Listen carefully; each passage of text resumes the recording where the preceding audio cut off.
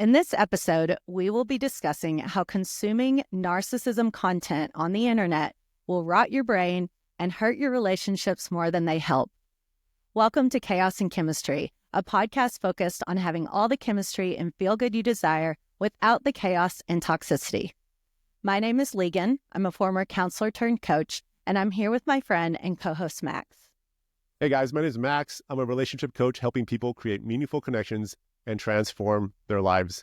So Legan, this is finally the episode that everybody wanted. The internet wants this, which is narcissism content and what it's doing to your brain, which, spoiler alert, it's not helping you become a loving human being. It's actually, in many times, for many people, making their lives far worse. So this is super important because if you go down the narcissism content rabbit hole on the internet, you're likely to damage yourself. And sometimes you can't break out of it. And you can really waste a lot of your years in trying to heal in a way that is impossible to heal from. Does that make sense? Yes. It's the buzzword of the last 3 to 4 years. I mean, it's everywhere. Yeah. And I love this topic and I love that we're covering it today because we both love education, right? The more you know. Allegedly is good. Allegedly, the more you know intellectually, the better off you are. But when it comes to relationships, and we talk about this with lots of different areas, when it comes to relationships, it can hurt more than help because it can disconnect you from your heart. Yes. And we're going to talk about how it does that today.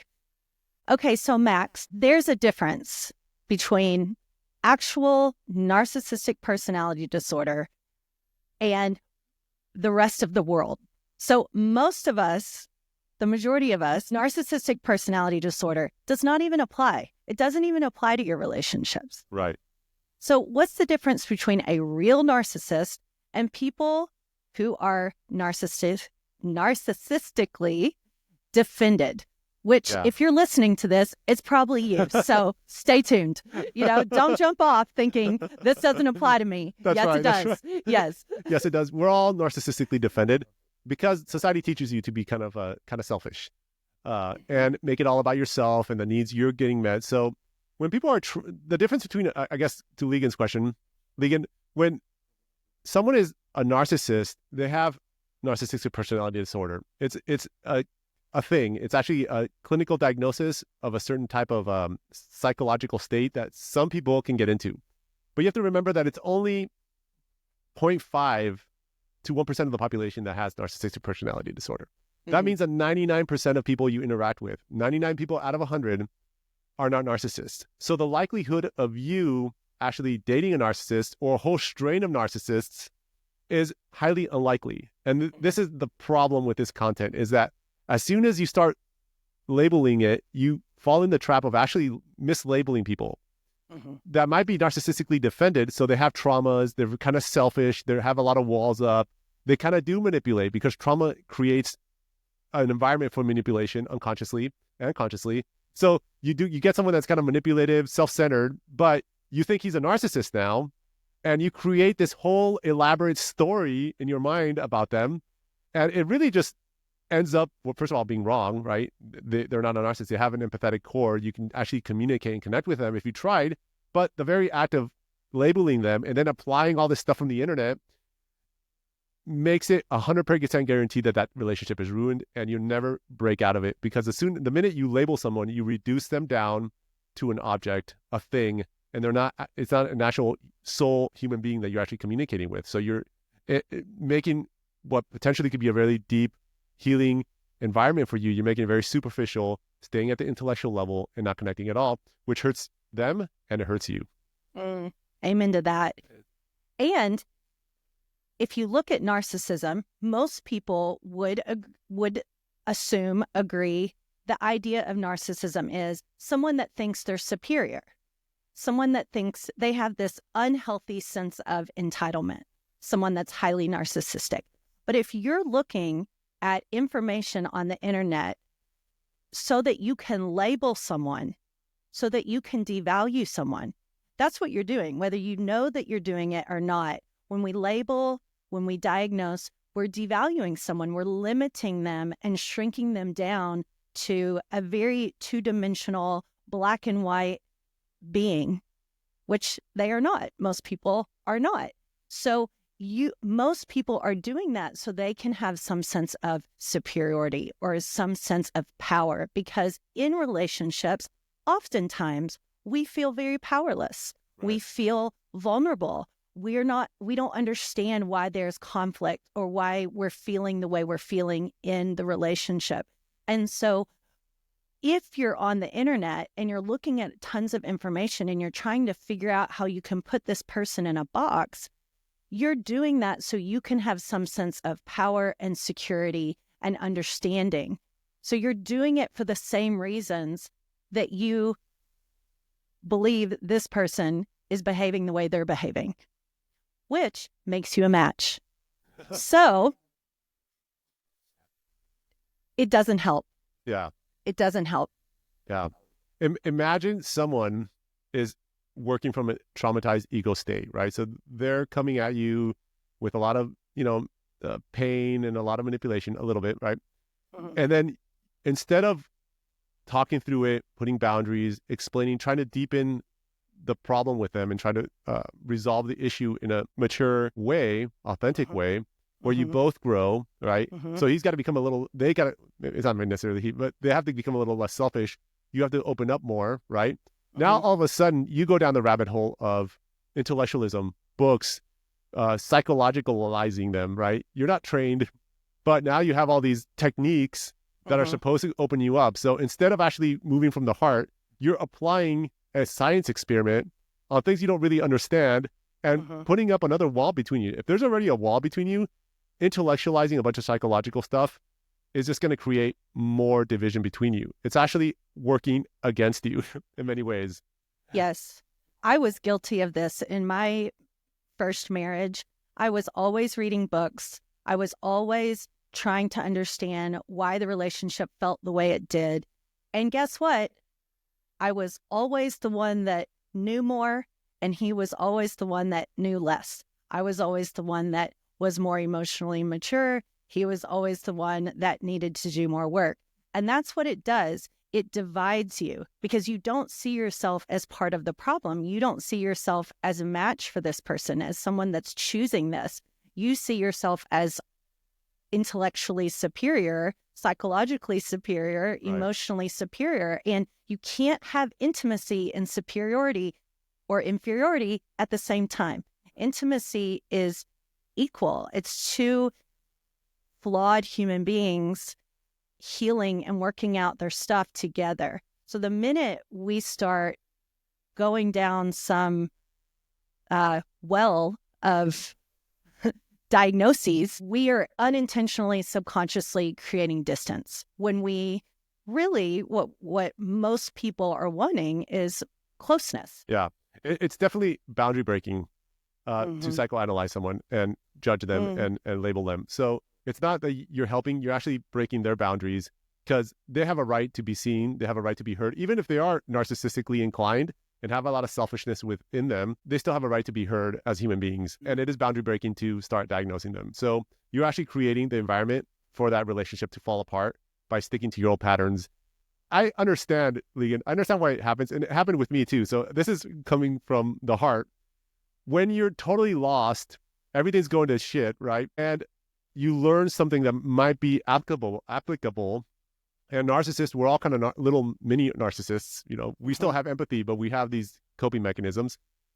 It's very tempting to be like, okay, this is the salvation. So it comes from a good place and be like, oh, if I can just use this technique or understand him better, I can find a way to maybe make it work. So it comes from the good place in the heart, but it's just the wrong technique to apply because it is boundary breaking. It is an offense to them.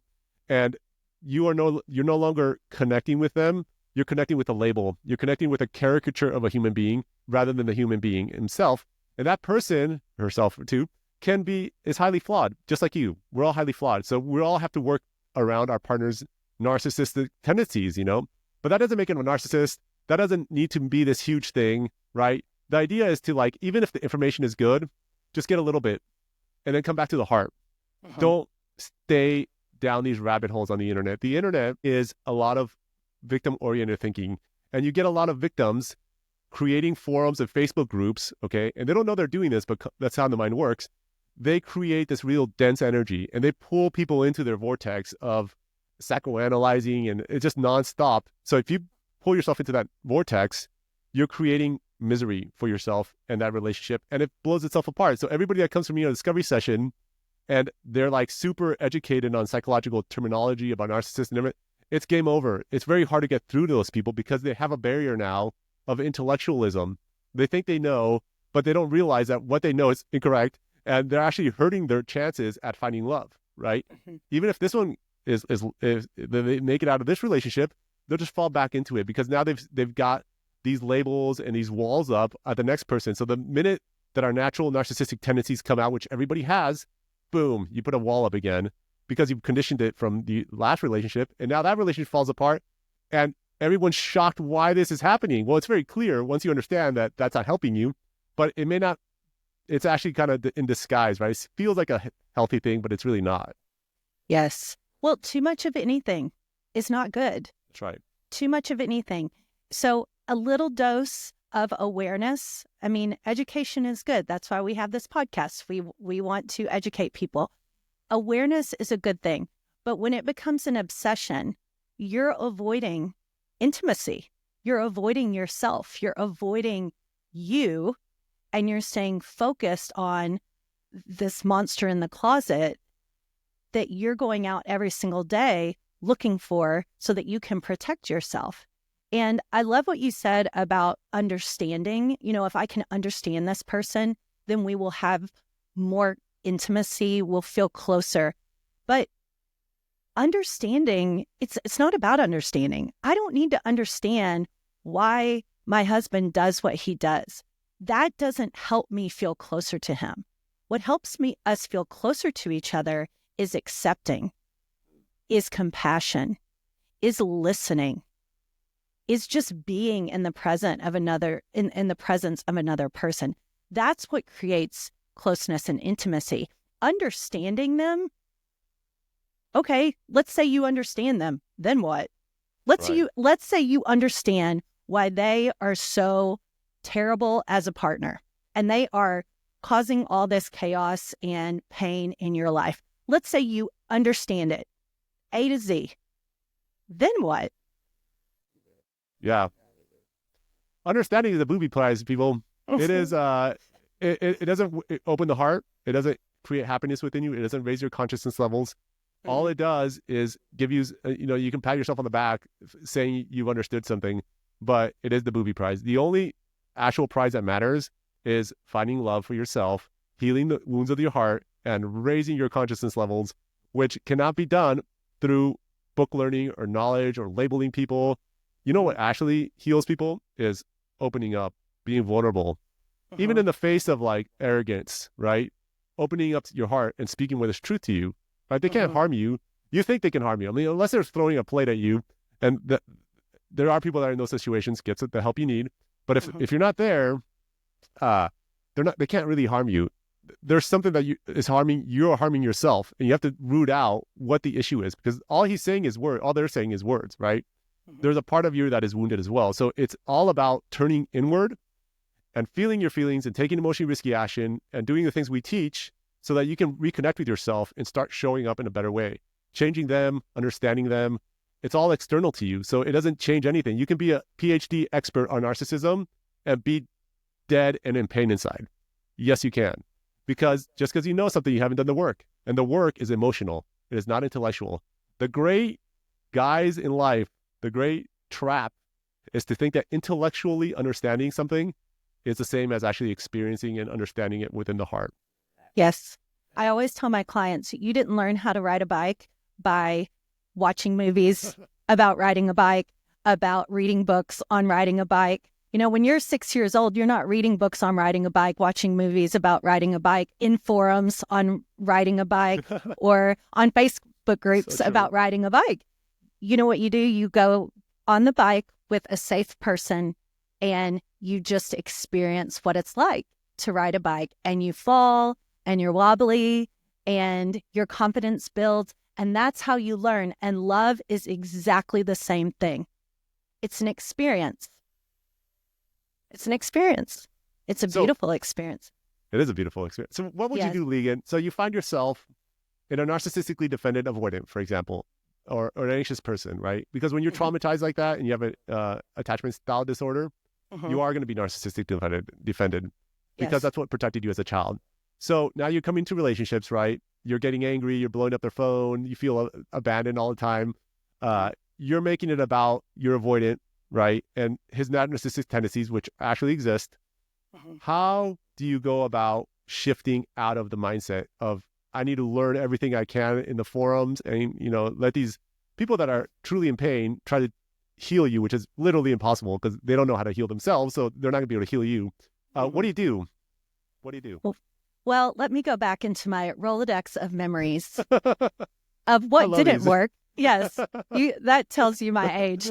But yes, okay, yes. So what didn't work was what we've just talked about. And what does work is showing up vulnerably. And that is what works for my clients as well. Showing up in a vulnerable way. When you're with someone that's highly narcissistic and you're always feeling abandoned and you're always feeling rejected, disappointed, deprioritized, because that's how the other person tends to feel. The other person in a relationship feels invisible, ignored, not a priority. And so when you start sharing that, I feel deprioritized. I feel ignored. I feel unimportant. You really risk not getting validation. You risk being left alone out on the limb of vulnerability. You risk that, but that is the way through. That is the path. So you just keep showing up. Okay, how do I feel? Because I'm choosing this. I'm choosing this person. I'm choosing, when you look at your relationship and you take away the label and you take away maybe even the face and you just identify with the feelings that you feel all the time in the relationship, those consistent emotions, I'm choosing deprioritization. I'm choosing abandonment. I'm choosing a lack of intimacy. So I'm choosing these emotions, these familiar emotions, and they always go back to childhood. Right. And then it's about sharing that and owning that and not blaming. Okay, so what if they weaponize it though? Because the narcissistic defended people aren't connected to their emotions, right? So yeah, you're showing up, right? Because you listen to our podcast, you're going to be more vulnerable. Yes. And, they're not narcissists, but they still use it against you. What happens then? Yes. Well, what will happen is if they can't meet you, if they can't meet you emotionally, they will either use it against you or shut down. And so either way, you feel abandoned. Right. You feel misunderstood or you feel abandoned.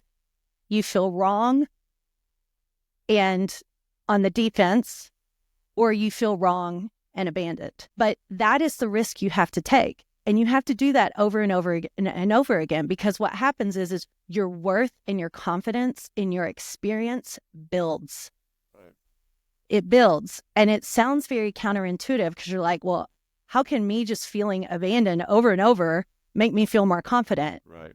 Because you're owning your emotions. You're owning your experience. You're not giving this other person the power to tell you how to feel. So yeah. So you would say that even if he takes it badly or weaponizes it. Or she takes it badly. Yeah. I have this problem with it's always the guy. Sorry, people. I'm trying. I'm working on this. I'm happy to remind you, we are just as terrible. I'm like. Men are awful people. No, let's say the guy, okay, he still weaponizes it. The girl weaponizes it against you. You just keep going. You're telling me that you just have to keep going in the face of that. Yes. Because, you don't jump in and engage. You don't jump into the fire. Yeah. You stay in so you talked about boundaries earlier. And when we're in these highly narcissistic, highly dissatisfying relationships, there aren't a lot of boundaries.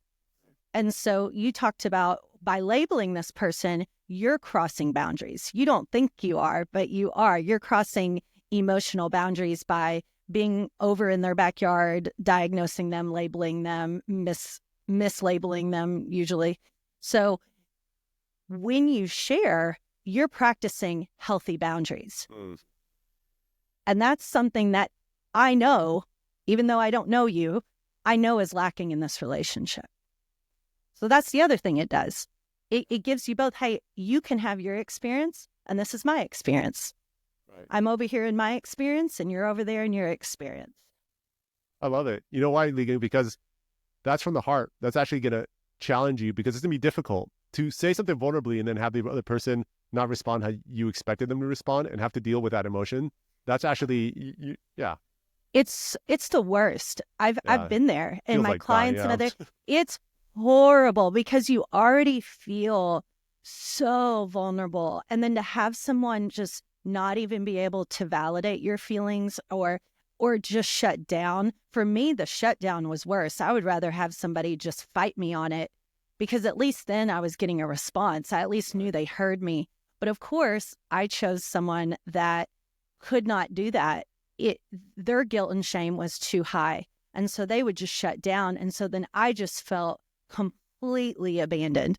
And so when you're in these relationships, you think, well, what are my choices? I already feel abandoned. So I can either be abandoned over here with my experience and not share it and not risk that vulnerability, or I can risk the vulnerability and just have it confirmed that this person can't be there for me.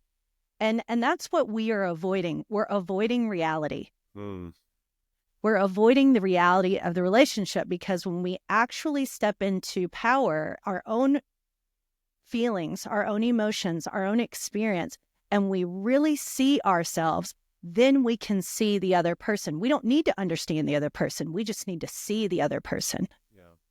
And then you have to make a choice. You continue to choose it, or you don't. And that's the part that everyone's avoiding by being in the forums. I'd rather be in the forum than actually leave this relationship. I'd rather be in the Facebook group trying to figure out this person and how they're wired than actually take action that is really scary. Oh. So that's the benefit. But how long can you do that? 20 years? 20 years you've been diagnosing your partner. 20 years that you've totally missed out on your life, your dreams, your emotional world. That's all the way to distract. Exactly. And I love what you said about like the forums and all the intellectual knowledge is not reality. It is not reality, people. The only reality exists is how you're opening up and that experience that you're going through and you're growing. Everything else is make-believe. All the stuff that people tell you on the internet, you're just practicing disassociating in a very cunning way, because then it feeds your ego of like, oh, I'm so superior.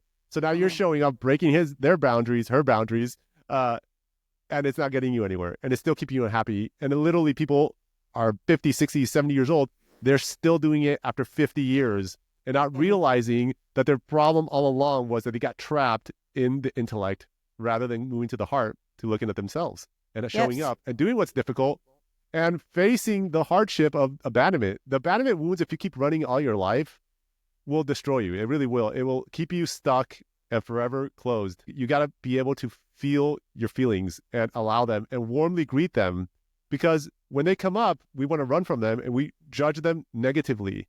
That feeling of abandonment, you think shouldn't be there, or something wrong or bad, and anything to avoid it, right? So another book, another seminar, whatever. But if you warmly greet it as a wounded child, like your wounded self coming up, giving you an opportunity to heal yourself, it's so beautiful. You have to accept, warmly greet whatever comes up, give it a big hug, and love yourself through that. And that's the only thing that actually heals. Books do not heal. Love for yourself and holding yourself wounded and giving yourself the love that you need, even in your darkest moments, is the only thing that actually heals the wounds of the heart. You have to warmly greet anything that comes up, especially abandonment. I'm so glad you said that, because what I realized when I started doing the work in my relationship that I had labeled and diagnosed, what happened is I started to see how much I abandoned myself. He was just mirroring me. because I realized how hard it was to say, I feel abandoned. I feel alone. I feel deprioritized. I could barely get the words out. And that really holds a mirror up to, I need to be looking at why it's so hard for me to acknowledge that I feel this way in a relationship. That would be much more fruitful than trying to figure out why he can't validate me. Why can't I validate me? This is hard enough. This is hard enough. Understanding me is hard enough. Why am I using all this time and energy trying to understand him? Yeah. Well, and I love that we have both been on both. I was the guy that was shutting down, narcissistically defending myself with my giant ego, telling him, what's your problem? That's what I want to talk about. So I've shared, So I've shared, I was the superior one, right? I was the one that had all the knowledge, and, my poor ex-husband was the victim to all my philosophies and theories. You found yourself on that side. You know what happened, Legan, is I was just too smart. I was too smart. And the intellect is bullshit. Like, it lied to me thinking that I can navigate life through my intellect. So anytime my girlfriend would trigger me, I would always have some kind of diagnosis. And I guess it brought me to where I am today. But it was the dark side of all that, because I just hit out in the intellect. And when she tried to connect with me, at least my ex, I wasn't ready to meet her at an emotional level. So I would shut down. I would make it about what's her problems. I would psychoanalyze her. I'd read all the psychology books. I had her nailed down. It was all bullshit, but I was so blind. Honestly, I had a good heart, but I didn't realize all my narcissistic coping mechanisms. I didn't realize how shut down I was. So my consciousness was really low, and it was impossible to really connect with me. So I have a lot of love for her, because I recognized the issues that I had. She had her issues too, but we both were energetically matched. And it will keep you, that kind of stuff will keep you forever trapped. And thank God I was able to find a coach and knock me out of it, because I was suffering so much, even with my wisdom, I guess I had, because I was so disconnected and not moving from the heart. I was just suffering. So at one point, the only thing I did good in life was realize I need to find someone to help me stop suffering, because whatever I'm doing, as smart, as intelligent I think I am, and as right as I think I am, is not bringing me happiness. This is getting worse somehow, Yes. Is it bringing you happiness? Is it working? Yeah. Is it working? And Are if you becoming it's more not, peaceful? Yeah. yes. If it's not, stop. Stop. Figure out something else. So your ex-girlfriend, when she would try to use techniques that you hear of in all this narcissistic education out there, one technique is gray rock, where you don't really engage, you don't really say a lot, you just stay very gray, you stay very neutral. And so because she had diagnosed you as a narcissist, she was using those techniques, and it backfired. Yeah. How did it backfire? Why did it backfire? Okay, so the issue with this particular relationship, I mean, I've blown up so many. So what's one more, this one in particular was she had a therapist that had diagnosed me as a narcissist. She had diagnosed me as a narcissist, and now it was all about her putting boundaries, even tougher boundaries, on me. So instead of and at that time I was coaching, and I was trying to open up, but when I tried to open up and be vulnerable, she would just hit me with all this psycho boundaries. So the therapists themselves had actually created the walls and obstructions to the relationship that they were paid to try to heal, because she had mislabeled me. I'm not a narcissist. I was narcissistically defended, but I have empathy. I've always had empathy. I just didn't know how to break out of the mind trip that I was on, I just needed some help. But the minute that the labeling happened by her therapist, then it was just all what a narcissist I was, and what the boundaries she had to put up against to defend herself against me, which ultimately, I don't know what happened, but was one of the things that actually made it worse, because you can't connect with a label. You can't connect with an intellectual idea of someone. And as enticing as it is to think you have it figured out and you just have to use this and that technique, that is not the way of the heart, and nothing will heal you other than coming from the way of the heart. So yes. Well, it's so unfortunate and It isn't sad sad. because It is sad. love is not a chess game. And so when we're coming in with all these techniques and all these strategies, or I'm going to say this and I'm going to do this, what is the focus? Is the focus healing and safety and the relationship? Is the relationship the focus? Or is you winning the focus? Is you being right the focus? And highly narcissistic people that have NPD, they want to be right. They want to win. And so if you're narcissistically defended, maybe you're not NPD, but you're definitely wounded and you have trauma, which is every single person listening to this, you want to look at, when I'm in a relationship, is my focus and my goal more understanding, more compassion, more open-hearted communication, or is it winning? Is it being right? Because you can't have both. And if you're doing all of these things, if you're playing chess, you might win. You might win. You get to be right. You get to be the victim. You were he's the bad guy. You were the bad guy. I was the victim. So someone gets to be the bad guy. Someone gets to be the victim. But do you really get what you're wanting? Do you really get what your soul desires? No.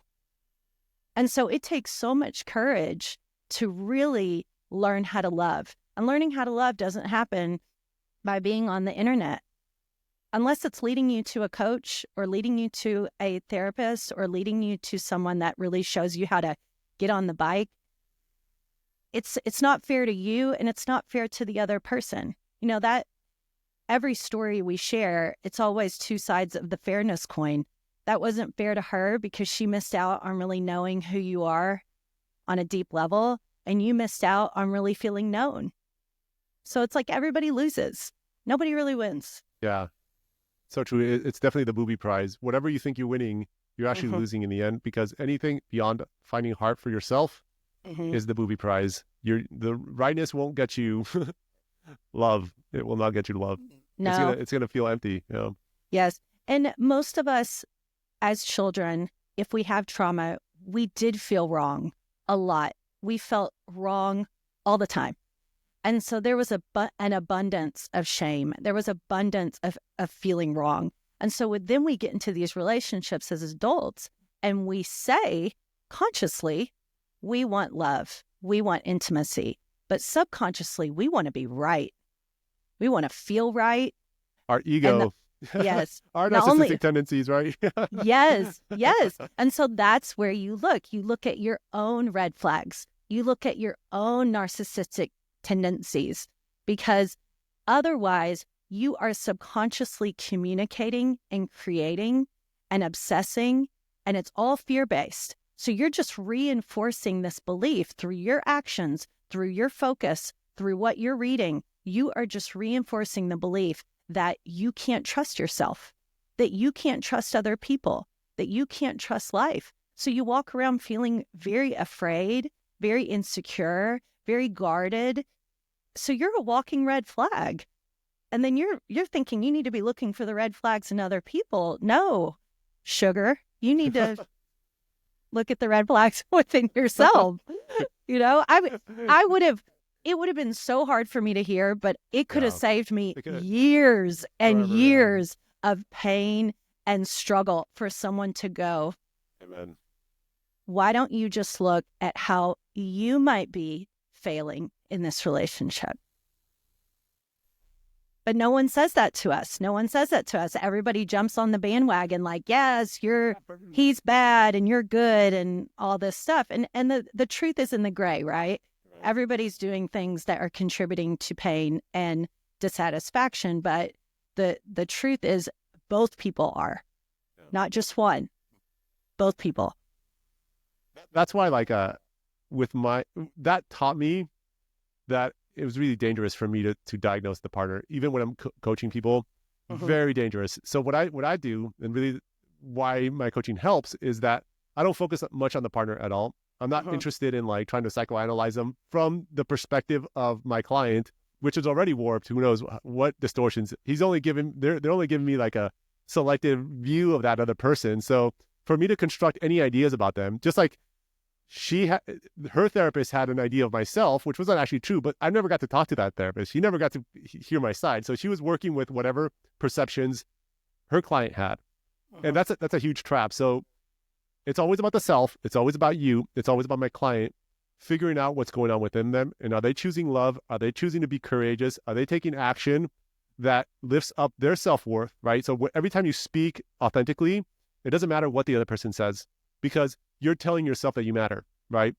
So it's always about the self. It's always about you, and it's never about the person. Hopefully that person responds in kind, but even if they don't, it doesn't really matter, because if they tell you you're whatever, fine, that's their issues. You can still process lift your self-worth by showing up authentically and true. And then whatever comes out of that relationship doesn't even matter, because you could find your heart, you could find your authenticity in that messed up relationship, and it'll just put you in the right you've practiced the skills that'll get you what you want in the end. But if you keep practicing the disassociation, the going down, labeling people, the intellectual knowledge, you'll just be actually worse for the next person. It'll just repeat itself, because every time you're supposed to open up, the mind will come in and create a bunch of baloney that you're going to, break their boundaries with. Yeah.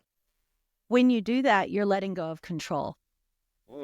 When you focus on yourself and you do all the wonderful things that you just stated, you're letting go of control. And no one wants to see themselves as controlling. We have a lot of shame around being someone that's controlling. I know I did. I know most of my clients do. They really struggle with trying to get their needs met, using all this strategy, and not being someone that is controlling, but in doing all these things and having all these strategies, in using all this psychological jargon, we're really trying to control the situation. We're trying to control the narrative. We're trying to control what happens. And so when you show up vulnerably and authentically, you're letting go. You're surrendering to the experience of, I don't know what's going to happen in this relationship. If we keep showing up authentically, we'll probably either just grow further and further apart and love each other more and be kinder to each other, but know that we're not on the same page and we don't want the same things. And that's what people don't understand. You can actually, your love for your partner can grow while simultaneously you knowing we don't have the same values. We don't want the same thing in a relationship.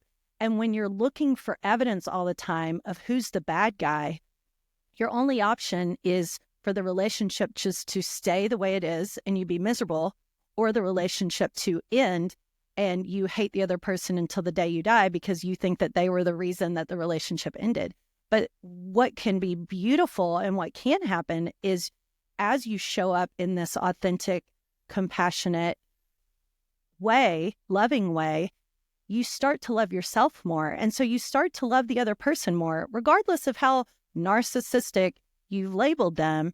You start to see them as more human because you're connecting to your humanness. You're connecting to your flaws. You're connecting to your fears. And so it's just, again, it's a win-win, because your love for yourself and the other person grows. And then whether the relationship works out or not, that just is kind of a crapshoot. Sometimes it does. I've seen people and couples, their relationships really grow and blossom, and both people become more secure and loving.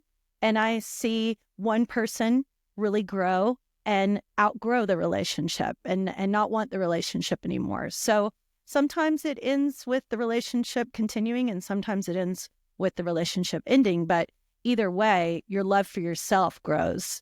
And so the love for your partner grows. And I don't know anybody that wants to spend years with someone or months with someone and the relationship end and think, oh, I want to hate them for the rest of my life. Right. Nobody wants that. We want to think, okay, yeah, it didn't work out, but I'm grateful. I learned a lot. That's how you have closure. Most people that are in relationships and the relationships end, they don't have closure because they're in victim mode. Right. They made it worse through their patterns and not understanding what was really driving the dysfunction in the relationship. So yes, it's terrible. Yeah, this is the way out, people. I love it, Legan. You're on fire. Love it. Thank It's you. so true. It's so true. You always say, you let go of the reins. You don't bring your preconceived notions that are grounded in your previous traumatic experiences. You don't bring your trauma into the present moment. And that is so hard to do, but you can do it. Awareness is everything. Once you have awareness, you can do it. If you're listening to this, I think most people that are listening probably identify more as the pleaser in the relationship, as the fixer in the relationship, as the person that they want to make the relationship better. That's why they're reading all of this material and focused on all of this educational, intellectual knowledge. It comes from a good place. Yeah. It comes from a good place. So that's not a bad thing. There's a place for it. Right. But staying there is staying just as narcissistic as your highly narcissistic partner, because you're avoiding taking responsibility. Love it. Yeah. It's like, oh, I'm sorry to tell you, but someone has to tell you. Yeah. Someone has to say, if your goal is to improve your relationship with someone, you have to look at how you're contributing. You have to transform yourself. You have to transform yourself. It's the only knobs you can turn is how are you showing up? And don't fall into these traps of thinking you're showing up, but you're really just breaking the boundaries with a bunch of intellectual jargon and victimization stories of yourself. That's a surefire way to be miserable. I love it, Legan. And what would be even more helpful if you're listening to this and you have found yourself in a highly narcissistic, codependent, kind of push-pull, you're probably more of the rescuer, the other person, you see yourself maybe a little bit as the victim, is look at how you're the same. Look at how you're the same as your partner. We always are looking at how we're different, but how are you the same? My ex-husband and I have no doubt that we both wanted to feel important. We both wanted to feel safe. We both wanted to feel loved. We both wanted to feel supported. We're both there because we need something from this other person. And we just don't know how to give it to ourselves. So if you look at all the things you have in common, you're immediately going to feel closer emotionally. Doesn't mean the relationship's going to be perfect, but it's a much better place to start than seeing how far away you are from each other, looking at the evidence for that, rather than looking at the evidence for how similar you both are. And that might be hard because, I didn't want to be similar I wanted to be the good one that was the victim. So that sometimes that's hard, but it's good hard. It's a total radical difference from how you were showing up before. The way to heal is so radically different that, it makes so much sense, but it's so radically different that people can't really even see what the right course of action is. So I love it. It's a total fundamental shift to how you show up. You show up doing the work yourself with the humility to say, this relationship is for me. It's to enlighten me, to show me something and aspects of myself, aspects that I might not be too happy about looking at, shadows, sides that I don't want to look at. I don't want to look at my own ego, my own narcissism, my own tendencies to control, It's easier to project onto them and think it's all their problem, but I'm just avoiding myself. So this is a wonderful work, Legan, and it's really so fundamentally different actual healing than pseudo healing that people teach you online. Yes. Real healing is a lot of self-introspection, really difficult conversations, a lot of humility, a lot of stepping down when you used to fight, and surrendering to authenticity and saying the hard things and speaking up for yourself. Totally radically different paradigm. Yes. And why we love it so much. Really? That's why we love it. We don't diagnose our clients. We're not therapists. We're not psychologists, and we don't diagnose. And I love that because it keeps me out of even that urge. It keeps you looking at the behaviors. It keeps you looking at the goals. It keeps you focused on what you want, not on this little box where you feel like you're trapped in because you've labeled yourself a dismissive, avoidant narcissist. Yeah. I love it. I love the fact that once you label something, you're so constricted, so closed down. You don't realize how closed down you are. The heart cannot be closed down. The heart is infinitely expansive. But the minute your intellect comes in and thinks it understands something, and then it starts applying something, you're just so tunnel visioned that you cannot possibly escape that unless you have a big intervention. And this is what this, not a lot of people tell you this because most people haven't even found it themselves. I'm not kidding. There's a lot of therapists out there, a lot of people running these groups that are so deeply wounded that have not healed the wounds of their heart. They haven't found that expansiveness. They're still in tunnel vision, and everything to them is a technique that has to be applied. They're very wounded people thinking that they figured it out, because by controlling everything, by applying techniques, you do have a sense of like feeling better because you're not totally out of control. But in that tunnel vision, you've limited life to, it's 1% of all the beautiful happiness and expansiveness that you can have. You have no idea of how much beauty and love and what it feels like to really love yourself. You're just so narrowed down. Right. What would you say? We've had so much good conversation today. What would you say if there was one key takeaway from today? What would it be? I guess I would say, watch out your labeling. Watch out your label. And then I like what you said about see the narcissism within you, right? You are part of this. There's an aspect of yourself that you don't want to look at, that you're bringing, contributing. And if that really triggers you, you're definitely, there's a part, because the trigger tells you right away that you're in this victim mentality, that he's doing something, they're doing something to you, right? That is the dead giveaway. You have to look within yourself and find common aspects of them in you, so that then you can start working on those aspects of yourself, of showing up, of being aware of them, and seeing how they're contributing to the dysfunction. How about you, Legan? What do you think? What's your main takeaway? I love that so much. That was so good. It's so inspiring. Even after all these years, I'm just like, yes. Like, if you're listening, yes. I think the main thing for me would be to get honest with yourself around, I've chosen someone that is highly narcissistic. Most of my focus is on them. Most of their focus is probably on them.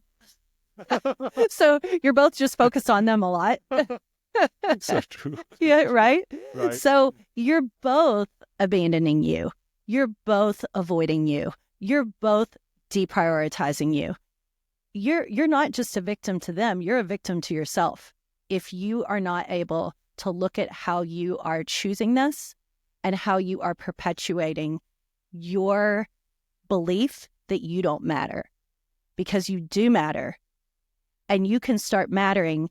Being in any relationship, you can start mattering. It's something that you decide. You don't wait for the other person to decide. You start deciding. You decide, and you start showing up in a way where you are the priority for you. You are starting to love yourself. You're listening to yourself. You're validating yourself. You're acknowledging yourself. And then trust and be patient and let the relationship unfold. Love it. Yeah. So that wraps up another episode of Chaos and Chemistry. If you need some help, book a discovery call with us at www.chaosandchemistry. We'd love to meet you. Until next week.